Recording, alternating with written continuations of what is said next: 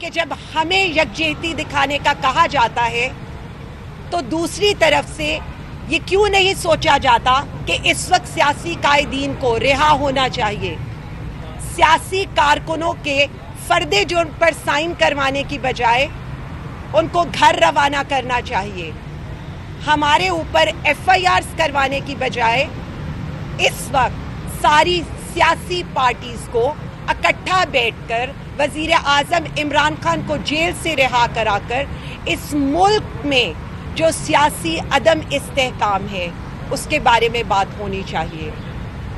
ہم بار بار آپ کو یہ بتا رہے ہیں کہ پاکستان تحریک انصاف، وزیر اعظم عمران خان اور ہم سب پاکستان کے ساتھ کھڑے ہیں، پاکستان کے تحفظ کے لیے کھڑے ہیں۔ اب فیصلہ آپ کو کرنا ہے کہ ملک میں عدم استحکام لانا ہے یا منہ توڑ جواب دینا ہے متحد ہو کر، لیکن اس کے لیے ضروری ہے کہ نہ صرف وزیر اعظم عمران خان تک رسائی ہو بلکہ ان کی رہائی ہو، اور یہی پاکستان کی سیاسی فضا ہمیشہ سے متحرک رہی ہے اور حالیہ دنوں میں یہ مزید تیز ہو گئی ہے۔ ایک طرف پاکستان تحریک انصاف PTI نے اپنی سیاسی سرگرمیوں بالخصوص جلسوں کا آغاز دوبارہ کیا ہوا ہے، تو دوسری طرف بھارت اور پاکستان کے درمیان کشیدگی ایک بار پھر سر اٹھا رہی ہے۔ اس تناظر میں یہ سوال پیدا ہوتا ہے کہ کیا سیاسی جلسے اس نازک صورتحال میں مناسب ہیں یا ان سے قومی یکجہتی متاثر ہو سکتی ہے؟ PTI کا موقف ہے کہ جلسے کرنا ان کا جمہوری اور آئینی حق ہے۔ ان کے مطابق عوامی رابطہ مہم سے وہ اپنا بیانیہ عام کرنا چاہتے ہیں، تاہم جب قومی سرحدوں پر خطرہ منڈلا رہا ہو اور دشمن قوتیں سرگرم ہوں تو سیاسی جماعتوں سے ذمہ دارانہ طرز عمل کی توقع کی جاتی ہے۔ PTI کے حالیہ بیانات جن میں حکومت کو بھارت نواز قرار دیا گیا ہے، ایسے بیانات ذمہ دارانہ نہیں ہیں۔ انڈین میڈیا اس وقت ہمارے ملک کی ہر جماعت پر نظر رکھے ہوئے ہے۔ ملک کو اس وقت ضرورت ہے اتحاد کی، نہ کہ الزام تراشی کی۔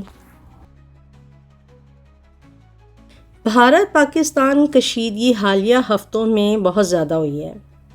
بھارت کی جانب سے بیانات، فوجی نقل و حرکت اور میڈیا میں پاکستان مخالف پروپیگنڈا اس بات کی نشاندہی کر رہے ہیں کہ جنوبی ایشیا ایک بار پھر کشیدہ فضا میں داخل ہو چکا ہے۔ ایسے میں سفارتی تعلقات مزید بگڑ سکتے ہیں، کسی بھی غلط فہمی سے جنگی صورتحال جنم لے سکتی ہے، عالمی سطح پر پاکستان کی پوزیشن متاثر ہو سکتی ہے۔ تو ذمہ داری کس کی ہے؟ میں سمجھتی ہوں ذمہ داری حکومت کی ہے۔ اسے چاہیے کہ وہ اپوزیشن کو دیوار سے نہ لگائے، بلکہ قومی سلامتی کے معاملے پر انہیں اعتماد میں لے کر اتحاد کا نہ صرف پیغام دے بلکہ عمران خان کو رہا کرنے میں اور ان پر بے بنیاد مقدمے ختم کر کے پورے ملک کی عوام کی رائے کو عزت دے۔ عمران خان کی رہائی اور ملک میں انصاف کا قیام پہلی ترجیح ہونی چاہیے، کیونکہ اگر ہم اپنے ملک کے لیے منصف نہیں تو سوچیں دوسروں کا سامنا کیسے کریں گے۔ دوسری ذمہ داری میں سمجھتی ہوں کہ اپوزیشن کی ہے، خاص طور پر PTI کی جو اس کرائسس کا شکار ہے۔ اسے چاہیے کہ جلسوں میں قومی سلامتی سے متعلق بیانات دینے سے گریز کرے اور سرحدی تناؤ کو سیاسی فائدے کے لیے استعمال نہ کرے۔ اور یہ وقت نہیں ہے سیاسی جلسوں کا، یہ وقت ہے اکٹھے ہونے کا، مل بیٹھنے کا۔ میڈیا اور سوشل میڈیا، میں سمجھتی ہوں اس کا بھی بڑا رول ہے۔ سنسنی خیزی سے گریز کیا جائے اور صرف مستند ذرائع پر انحصار کیا جائے تاکہ عوام میں خوف نہ پھیلے۔ بھارت اور پاکستان کے تعلقات ایک حساس مرحلے میں ہیں اور ایسے وقت میں سیاسی جماعتوں کو اپنی ترجیحات کا سر نو جائزہ لینا ہوگا۔ سیاست وقتی ہوتی ہے لیکن قومی مفاد مستقل اور مقدس ہوتا ہے۔ پاکستان کو اس وقت سیاسی استحکام، قومی یکجہتی اور مشترکہ بیانی کی ضرورت ہے، نہ کہ جلسوں، دھرنوں یا الزام تراشی کی۔ ہمارے لیے تو اب میں آپ کو بتاؤں نہ ان مقدمات کی کوئی اہمیت ہے، نہ یہ ATC میں یہ جو عدالتوں میں ہمیں یہ پیشیاں کراتے ہیں یا جو جیل ٹرائل کراتے ہیں، یہ بالکل سیکنڈری رہ گیا ہے، کیونکہ میرا یہ خیال ہے کہ ایک واحد پاکستان تحریک انصاف اور وزیر اعظم عمران خان ہی ہے جو اس ملک کی سلامتی کی، استحکام کی جنگ لڑ رہے ہیں۔ آپ نے یہ دیکھا ہے کہ وہ شخص جیل میں بیٹھ کر بھی ملک کے بارے میں فکر مند ہے، سرحدوں کے بارے میں فکر مند ہے، اتحاد کے بارے میں فکر مند ہے، اور یہ جو باہر بیٹھے ہوئے لوگ ہیں وہ صرف سیاسی انتقام لینے میں مصروف ہیں۔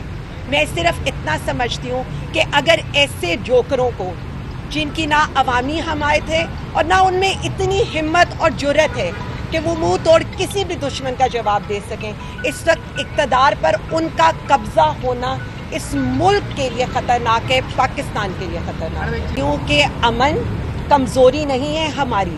میں وہی بات ریپیٹ کروں گی جو وزیر اعظم عمران خان نے یونائٹڈ نیشن میں کہی تھی یا 2019 میں کہی تھی, کیونکہ ہمارا یقین ہے لا الہ الا اللہ پر. امن کمزوری نہیں ہے, لیکن اگر جنگ اس ملک پر مسلط ہوگی تو آپ پاکستان تحریک انصاف کو اگلی صفوں میں پائیں گے, کیونکہ ہمارا مطمع نظر پاکستان ہے. یہ ہمیں باغی, دہشت گرد, جو مرضی ڈکلیئر کرنا چاہیں, لیکن محب وطن پاکستانی ہیں اور پاکستان سے ہم محبت کرتے ہیں.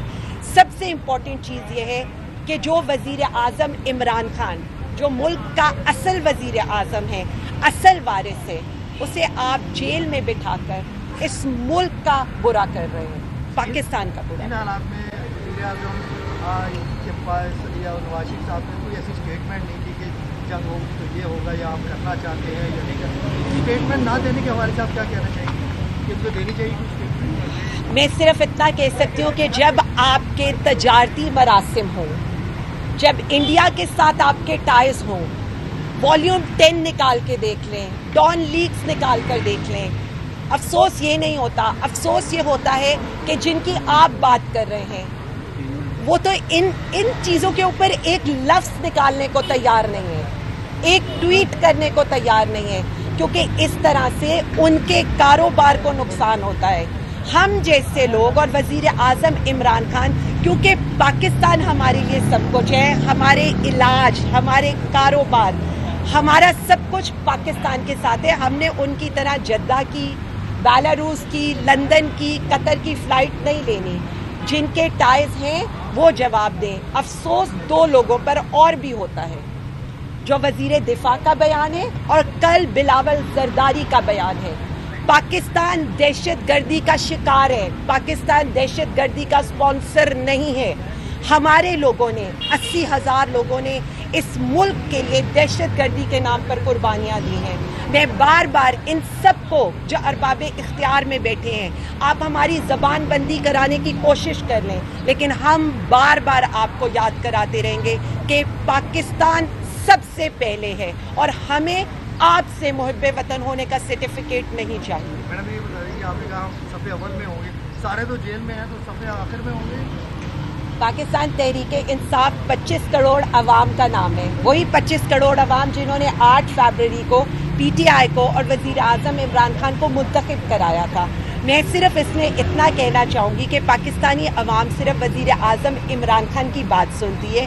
وہ پاکستان خان ہے اور وہی ان کو متحد کر سکتے ہیں انشاءاللہ.